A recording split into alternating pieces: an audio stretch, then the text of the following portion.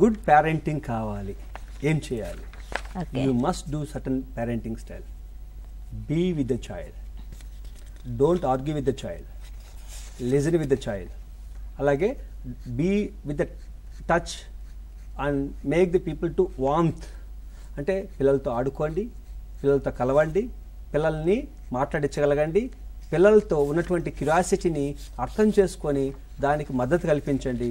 అలాగే వాళ్ళ యొక్క సేఫ్టీ సెక్యూరిటీకి కావాల్సినటువంటి ప్రణాళికలు మీరు చేసుకోండి.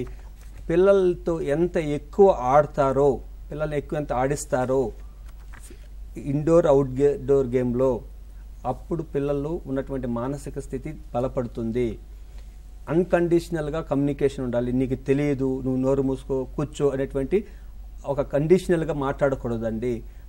ఓపెన్ ఎండెడ్ క్వశ్చన్స్, ఎలాగంటే పిల్లలు తిరిగి మాట్లాడేదానికి అవకాశం కల్పించే విధంగా మనం వాళ్ళతో ఉచ్చారణ జరగాలి. క్లోజ్డ్ ఎండెడ్ అంటే నాకు తెలుసులేము, నేను విన్నా, నాకు తెలుసు, కామ్గుండు అంటే అక్కడ ఏమవుతుందంటే ఇంకొకసారి ఇటువంటి కమ్యూనికేషన్, అంటే కమ్యూనికేషన్ డెవలప్మెంట్ బాగుండాలి.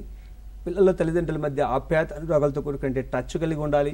అలాగే పిల్లలకు తల్లిదండ్రులకు చెప్పొచ్చు, ఏ విషయమైనా నేను చెప్పొచ్చు అనే ఒక నమ్మకం కల్పించాలి. అలాగే పిల్లలతో సాధ్యమైనంత వరకు క్వాలిటీ ఆఫ్ టైం, నేను ఎక్కువ టైం అని చెప్పడం లేదు, ఎంత టైం పిల్లలకు కేటాయిస్తే వాళ్ళు సంతృప్తి కలుగుతారో అంత టైంని మీరు కల్పించండి. మీ పరిస్థితులను ఎక్స్ప్లోర్ చేయండి. ఇది చాలా ముఖ్యం అండి.